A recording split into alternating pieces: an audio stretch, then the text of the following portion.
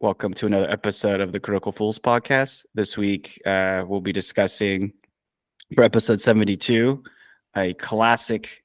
Well, I say classic, but it's more of a niche classic. 1999 film, yes, called Jin-Roh, The Wolf Brigade, directed by Hiroyuki Okura, and actually written by Mamoru Oshii. If you recognize the name, it's because earlier in this podcast series, we did another movie that was based off his works, which was Ghost in the Shell. The backdrop is, basically late 20th century, kind of like neo-fascist Japan. And I won't get into more details after that because we'll discuss it.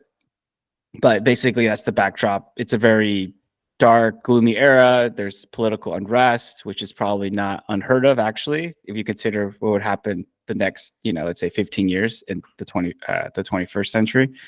But yeah, I'm curious, your initial thoughts. What did you have any expectations?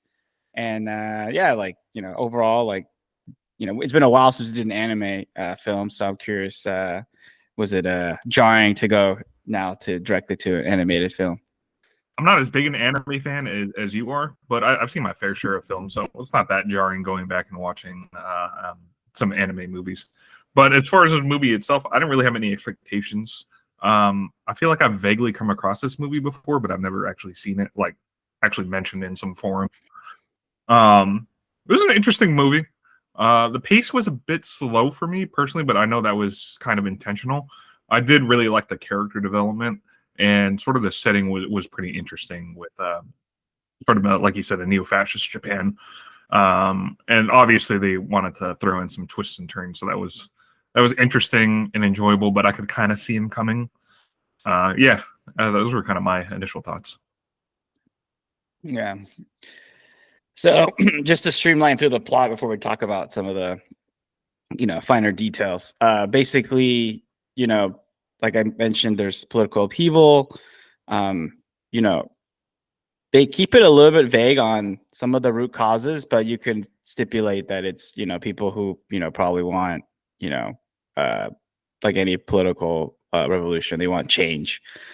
And, actually, I like the one of my favorite parts are actually the opening and let's say the first 20 minutes of the opening scene, the 21st openers, and then the ending. I think the middle, to your point, is a bit slow, but I think that's all like kind of intentional. It's intentional, like just so that these can simmer down, because it kind of like starts quick and then it ends quick, but the middle's like a just like a nice jog.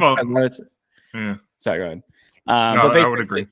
Yeah, so basically, just to set it up so we can talk about any specific parts of the film, but basically there is, huge protests.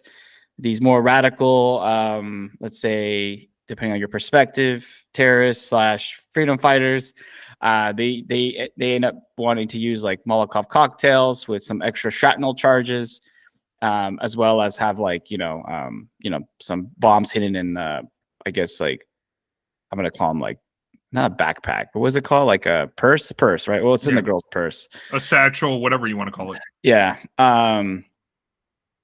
And basically, our main character Fuse is one of the elite troops for the one of the I think it's for the public security group, right? Yeah. And there's so one thing that I understand, because it's not really explained to you, because this movie is actually based off, I think, on a book series or a manga that like it's long running, not long running, but it's like it has more probably context there. But just to explain to the audience, like one of the things we learned that there's like a power struggle between like two different police, I'm gonna call them police groups, and Fuse is part of one, and he is in this troop. They're trying to track down this one girl who happens to wear a red let's say coat. It becomes important later. That's why I'm bringing it up. And then he tracks her down, and before he pulls the trigger, he has the moment to do it, but he hesitates, and she just detonates the bomb. Mm-hmm. And then he ends up having a concussion and PTSD. Yeah, and PTSD, and and his superiors wonder what is happening with that. But this actually creates a little political scandal at this level because there's a power struggle between the two groups. Yeah, and they But yeah, weren't supposed to be there, basically. yeah, they weren't supposed to be there either. So that's a good call out. And so this is just kind of like the backstory before, again, he comes across. He ends up, like you said, he's a bit traumatized, so he goes to her The grave. the freedom fighters, or I don't know, terrorists, whatever, what term you want to use, is as grave, and he comes across a family member, we'll say at this point. One thing I do want to bring up is one of the early lines that I thought was interesting was when she's going to detonate, he can tell, and he asks why.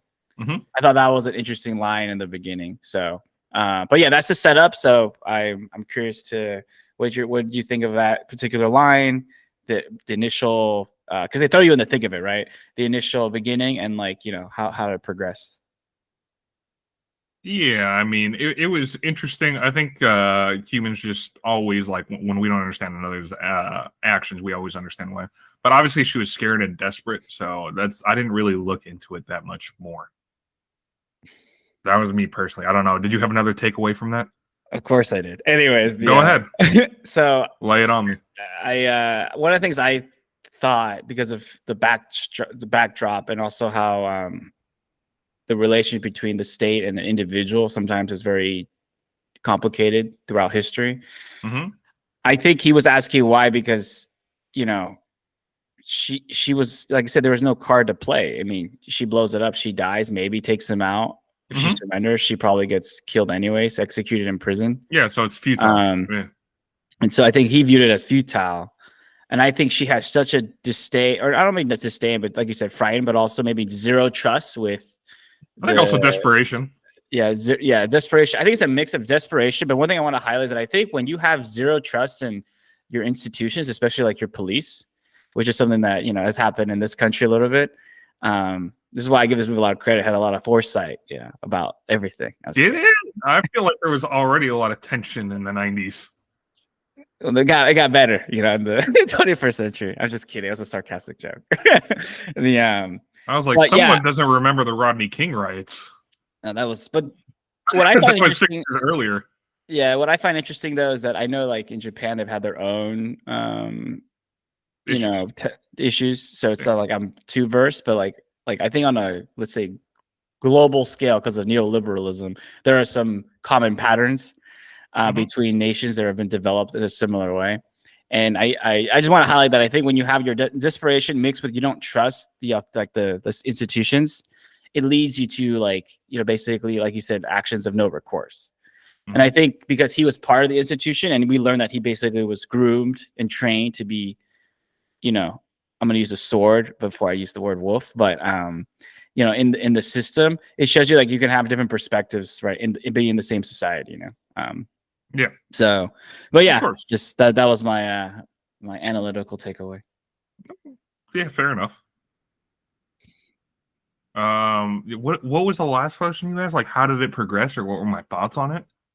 Oh yeah, like the beginning arc, or the beginning of 5-10 minutes. Yeah.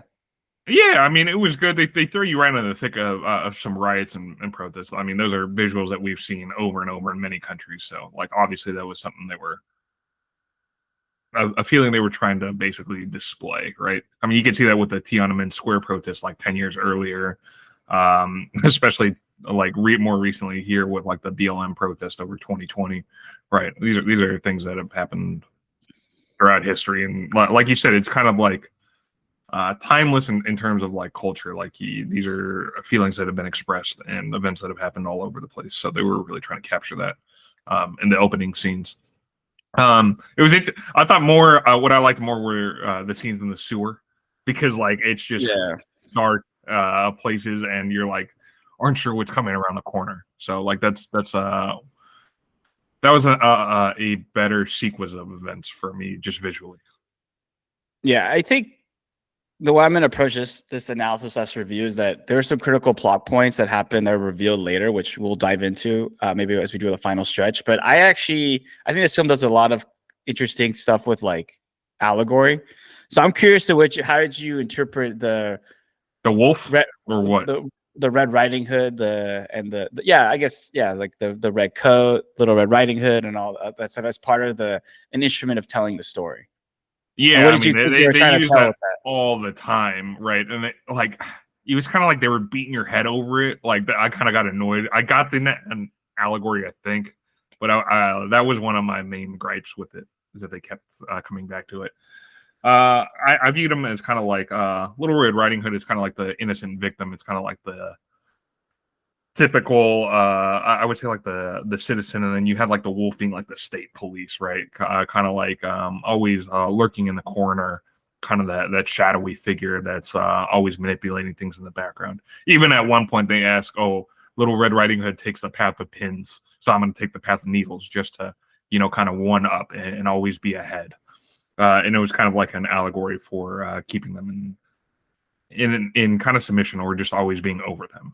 I don't know. That's kind of how I took it. I think I'm slightly different. I'm on the point where I think the wolf represents the power structure and the individual citizen who, trying to live their life and do what they can is the Little Red Riding Hood. And I think one of the things I took out of it is that, and I think this is still true today, is that the state or the system, the power structure will consume the person, even if it no matter, like, basically it will consume them to sustain themselves. Like, in the end, they don't really care for you. They can't help their nature. The citizen has to be, the citizen has to be a subservient to the power structure. Yeah, I agree with that. It's an interesting take, because we are byproducts of this age of, let's just call it pseudo libertarianism. And one of the messages of the film I took out of it was that maybe freedom is more of a lie than we realize. And yeah, I mean, I would agree with that, or it's more of an illusion.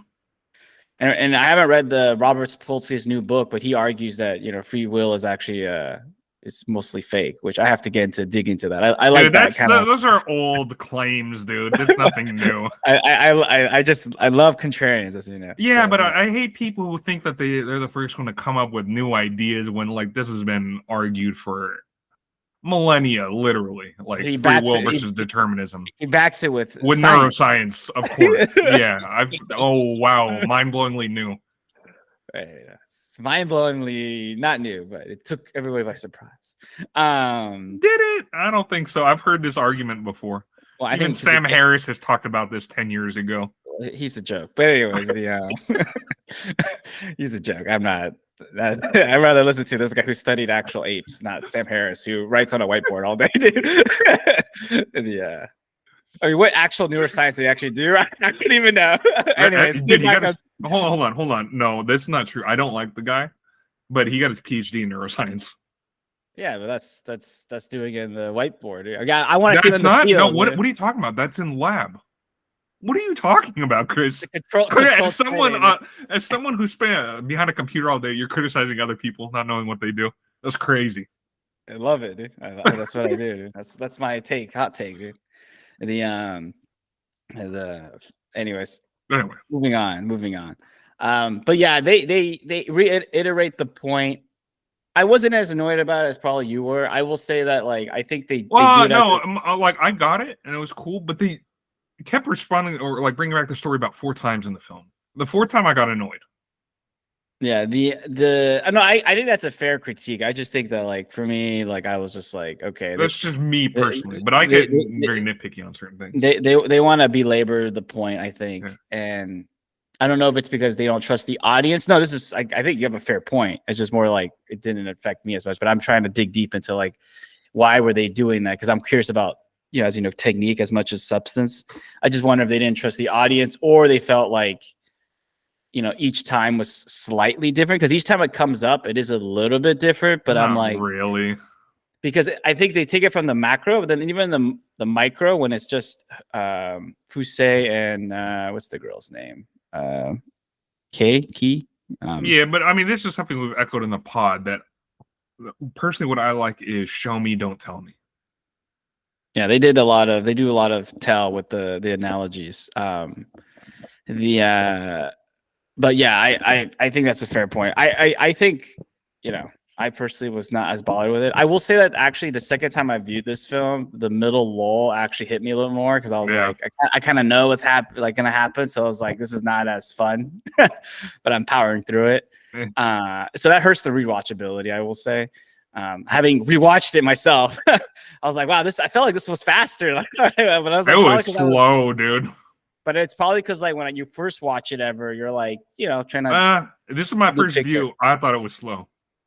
I don't remember it being this slow, but second time I felt it being slow. So, but I think the first time I was a young, scrappy intellectual that wanted to read every word and look at every scene closely. But because the other, obviously, the other analogy which ties in with this one is the wolf analogy, and being a human and a wolf. This is my favorite one actually in the film. I know it was. I know it would be. Yeah, of course it is. And that's the one where how I interpreted it was that sometimes to work in the structure, the system, I'm gonna call it the system. In this case, it's the police force or the government, but it could be any power structure system. It could be your corporate job. It could be, your family structure. Like you have to like here and there. Sometimes you dehumanize, your setting or your ecosystem or yourself to a degree, and I think that's one that I still find very powerful. That Fuse is a character who doesn't speak too much. You think he has opinions, and then you start realizing that wait, he didn't really have that opinion. No. I mean, at the end, manipulated. At the end, you do feel his humanity a little bit, but you do see that like in the end, he does embrace his role as I'm just the person who does tasks, and I will do what it's necessary. Yeah, that kind of analogy reminded me of you've seen this. We've talked about this movie before. It reminded me of Training Day because that's what Denzel always brings up. To protect the sheep, you got to be a wolf, and it takes a wolf to catch a wolf. I was like, every time they kept bringing up the wolf analogy, that's all I could think about. That's a good one, yeah. And just to bring it to the real world, I think we see this all the time. Like you have been a part of like layoffs. I've been a part of layoffs, and like it's amazing how like desensitized that whole process can be.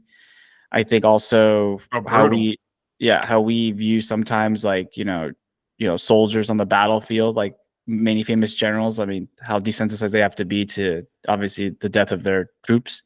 I mean, they say they feel it, and I bet they do in a certain way, but like you have to have a level of desensitization, like be desensitized to a certain level to keep being high performing at those those professions. And I think we see this with politics, right? Like you would think they're serving the people and all blah blah, but in reality they're so immune to people now. Like I feel like they just view voters as cattle, like like it's sad as a number. Yeah, so it's sad, but I think that's the way things have gone. And I appreciate that this piece of literature, this film / manga, right? Obviously this is not something new, like you said, right? This is probably something that's been felt since probably the 80s, 90s. I think it's just gotten obviously worse in our era, unfortunately. But yeah, that's my long tirade on the wolf and the human analogy, because I think those are the two tools they use to tell a story. Because the main plot line is very straightforward. But they're kind of one and the same. Little Red Riding Hood, there is a wolf in it. They use that analogy.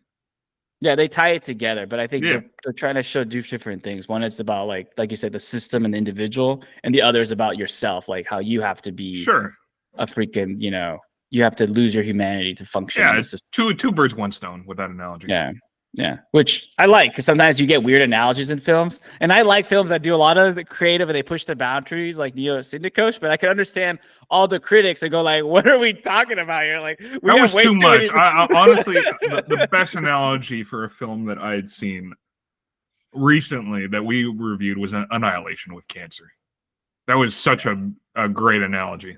Yeah, it was singular and it was straightforward. Yeah, it was singular, talking about self-destruction at the cellular level and how that is encoded into our genetic makeup, and that leads us to, on a macro level, self-destruct. I was like, that's wild. That was a good analogy. Yeah, that was a good one. Yeah, I do agree. So, but yeah, I don't know if you had any takes on any specific analogies. I think this review in many ways is going to be a little bit lightweight, because we'll talk about the final third, which is pretty important, and we can do. Yeah, I mean, I'm gonna be honest. I got a little bored in the middle. So we can jump into the final third. Yeah, final third is probably the strength of this film, actually. Which Yeah. it's interesting. Like, there's always before we get into that, there's always this debate of like you want a strong, obviously ideal strong start, middle, and end. But like I think that this film benefits from that old adage of like it's better to finish strong than have a great middle or beginning, because when I rewatched the last arc of the film, I was like, oh, this is why I like the film so much. This is like, I was like, oh wow, like that, like it all plays all. So to set up the end, right? They hint throughout the story that there is this rogue wolf organization. Yeah, that they operate outside the parameters of the Wolf Brigade. Yeah, they operate outside the parameters of the structure. I always support those kind of orgs anyways, but anyways, they operate outside the structure.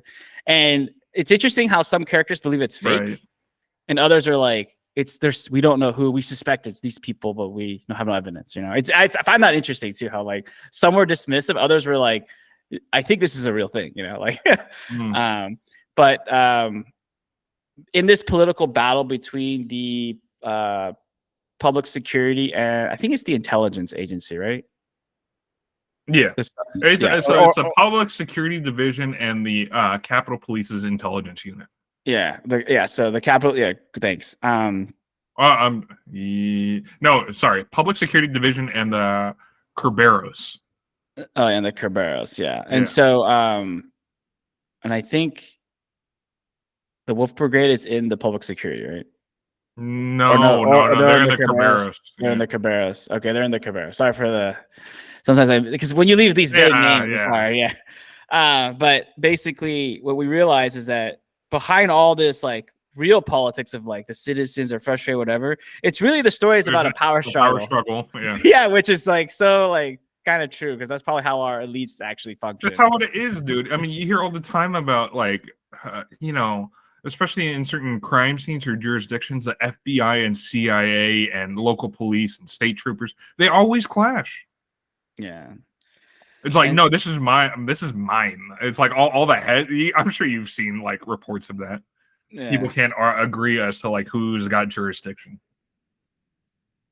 So yeah. So basically what we end up discovering is that this whole, like, a lot of the storyline is actually just these two players manipulating things. So for example, just to do all the plot twists and all the reveals now, or most of the reveals, right? When Fusei goes to the not funeral, cemetery. Do you want me to play it? So or like I can summarize it, I think, pretty quick. So the Little Red Riding Hood that Fusang meets at the grave, he thought was the sister of the person who blew herself up that gave him PTSD. Turns out she was just a pawn of the public security division trying to lure him out, and they were trying to use Fusang as a scapegoat. But newsflash, turns out Fusang knew this all along because he's secretly part of the Wolf Brigade. I know. I was just like, that's one of the great twists. I love that plot twist, dude. I could see it coming. I don't know why, because they kept hinting at it. I love the plot twist, though. I didn't see it coming my first time. I saw it coming a mile away. I've seen too many movies. And then my favorite scene, other than my favorite scene is when he kills his former classmate. That was a great scene. Oh yeah. I was just like, part of the public security division. Yeah, I was chanting "pump more bullets" when I was watching it this time. Yeah. I was like, empty that clip, dude. I would have emptied that clip too, dude. Those guys are those are the scum, The public security division, the backstabber. Yeah, exactly. I hate backstabbers. So, but you're right. Thanks for the summary. And so basically, this leads to the final stretch, which is like basically I get it, right? They got to close loose ends, and they want to throw this back they want to use the crisis they wanted to use against them put the ball in their court, right? And they give Fusei one last, I guess, test his loyalty in a sense, and it ties with all the things we talked about, right? Dehumanization, and you have to. Yeah, but he didn't pull it. He didn't pull the trigger. She got sniped. She got sniped. Did he kill her? Or maybe that's why. I don't think so. I'm pretty sure he shot her, And then I don't think he shot her. They were pointing the gun at him because if he didn't do it, they're going to kill both of them. I don't think he did it. I Either don't know. that, or Maybe I'm wrong. Either way, it didn't matter to me. either the that's a new one. I know that I've always thought he did it. I have read like that she got close and just how like you can help somebody pull the trigger. Yeah, maybe it could have been. It could have been. But for sure, like those people who were like watching, they were there to see if he didn't do it, they were gonna kill them both. Yeah, that's probably right. That's probably right. And yeah, that makes sense. And because they needed, she knew too much. It was the old cliche. She knew too much.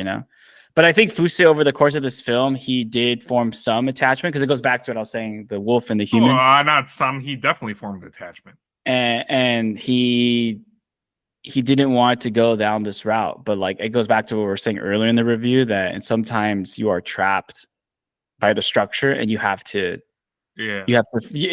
function. You have to be more dehuman. You have to dehumanize, and you have to be a wolf. I do like how his mentor was always convinced he was going to always fall in line. To your point about like planting the seed that like this was going to be the end, like he always said that a wolf stays a wolf and a beast is a beast. He kept saying that. And I think he was always referring to the fact that Fuse, he's human, but I've already molded him to, in the end, he'll make the choice I need him to make. Right. And I was just like, that is so like dark. Love it. Yeah, I don't know. This movie reminded me a lot of Training Day. I thought Training Day did it better. Just me personally. Well, Training Day is a better film. I mean, it is a better film than this one, but this one, like, I think it's been a while since we did an anime film, and also I find it also like when I found out that he had written Ghost in the Shell, I was like, this movie doesn't compare. Ghost in the Shell is better. Oh yeah. But what I like about this one, and one thing I've always been curious about, especially when I watched it the first time, is that how like things are more universal than we realize, in the sense that like these are like similar themes that we've seen in our cinema and our literature here in the States, and this is something that's similar to what's probably what the Japanese society has felt. And I'll eventually pick one that probably pick some European country. And it is crazy how you already picked one that had a European country. We did the one with the immigrant crisis there. Oh yeah, don't worry. Remember France? I have another one in that pipeline too. So I love those kind of films. So as you know, I always like. Well, this one is less about that because Japan's more homogeneous society. But I always like. But we did Shoplifters. That was pretty good. Yeah, I like films that do the cross of like the state, the race, and economics. So there's always like I always have those in the back pocket. That's like my forte. I like those films. You did Burning. That was probably the best one you've chosen of those. And Burning was good too. That was so good. But yeah, I would say taking a final stretch here. I guess what did you think of the ending, the final stretch? And I thought it was good. It was definitely the strongest point of this movie because it also is when the pace picked up a little bit. So like, all right, like even though I could see some things coming, I was like, it kept me more engaged, if that makes sense. And yeah, obviously, like I think by the end, I was a little annoyed with like the wolf analogy. I'm like, I get it. He's gonna have to do some things that. He probably is gonna like eat at his humanity of it.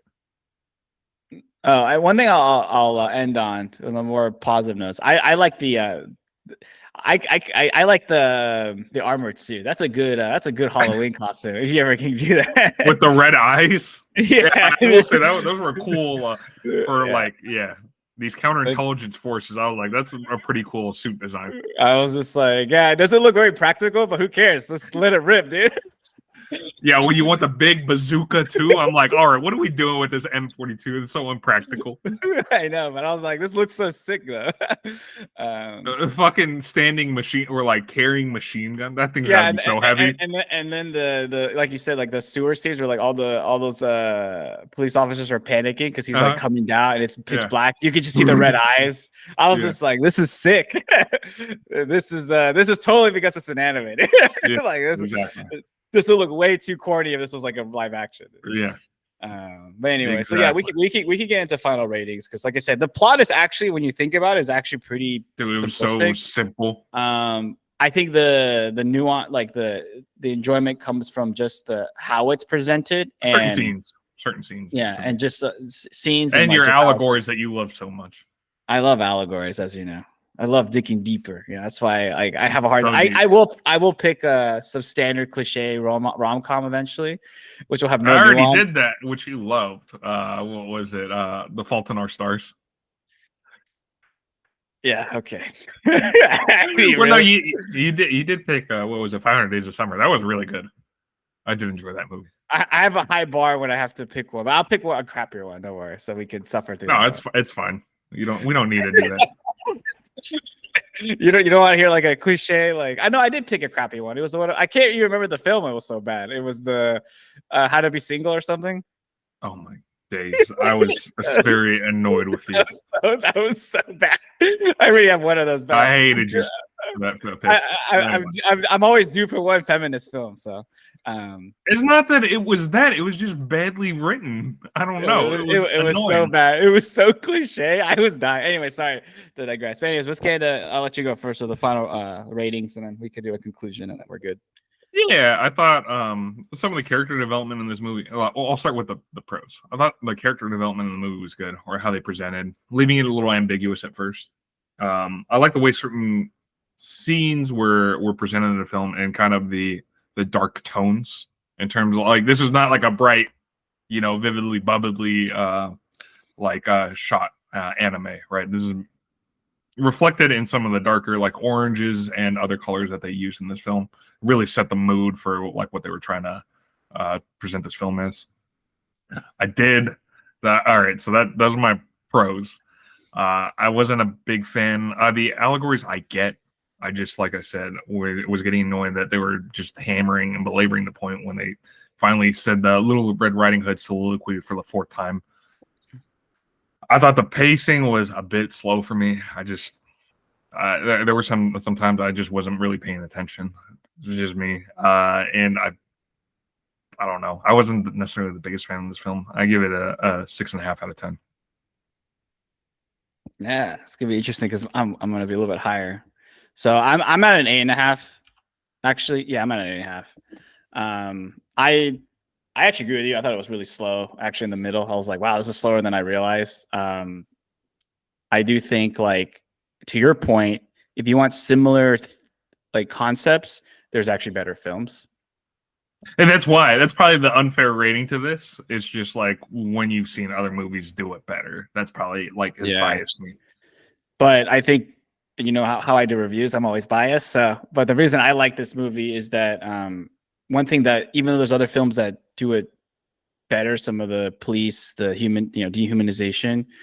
One thing why I like in some now when I consume more literature and films is they do emphasize the point. That's something that I do believe in, that, like, your circumstances might change, your situation, you might get richer, you might get poorer, but who you are is who you are. And I'm going to end on that great line that, a wolf is a wolf, and, you're not going to just become a teddy bear just because you wish it.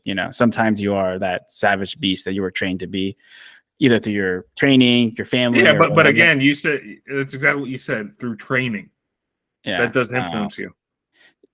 Yeah, but like what I mean is that at a certain point, it's hard for you to fundamentally change. And it's also the reason I like the show Successions, because that's one of the creators, he says all the time, is that, like, people don't realize that the characters actually end up failing the same way over and over again. With great writing, they get tricked to keep watching. But when he said that, I realized that when I look back at each season, I was like, yeah, like, actually it's all predictable once you know that. He only revealed that towards the end. But I think it's because, like, we have friends, we know people that their lives have changed, things have changed, but who they are is who they are. Yeah, but I think that's probably why I like Atlanta more. Is especially in the second season when Earn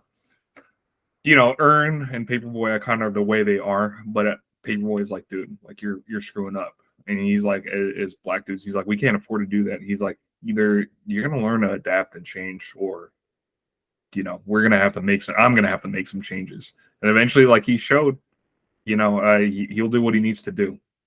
That's why I always like those kind of dynamics between the two.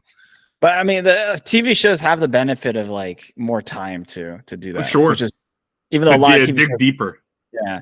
I think one thing I've realized with now that we're doing a lot of films is that like films are important. It's like, it's an artistic form that we've had for a long time. But now I actually view a lot of shows, especially like Atlanta or like I guess Atlanta's a good example, but like even others, I view them as like almost like long plays, like in a sense, because like they have more time and they're able to. I feel like TV has brought back some of the elements of like what people used to like about super long Shakespeare's. Like you would consume that content for basically half a day, and like pick up more nuances. Because I think the thing with films I've noticed is that some films are long, but like for the most part, they're under 2 hours. You really got to be concise. So it actually puts a lot of pressure on like the director and writer to make sure they're concise. And to your point, this one lacked a bit of concision. Yeah. Here's another movie I thought did the touch on themes a bit better. Sicario. Oh, but one of my favorite ones too. Yeah. And yet you won't let me pick Sicario too. The Soledad or whatever it is. Yeah, dude. But you don't want to see. You can do it. You can do it. I know I have other picks at the pipe. So, but anyways, but yeah, I think that wraps it up here. Thank you for listening. Please like and subscribe. Leave comments. If you disagree with my co-host's harsh rating, rip them in the comments. But it's all fair game. So. Yeah, it's kind of a weird week where I was incredibly harsh on a film and you were disgustingly teddy bear like, which is unusual for you. I mean, this is a good movie. I mean, I'm not gonna hate a movie where like literally one of the lines I still cite in my own personal life. Yeah, so. Yeah, dude, you love cliches. Holy cow! Cliches are the best. All right. So. Well, anyway, if you enjoyed our commentary on this week's episode, please like and subscribe to our channel and leave us any suggestions on films you think that my co-host and I should review next. And until next week, we're out.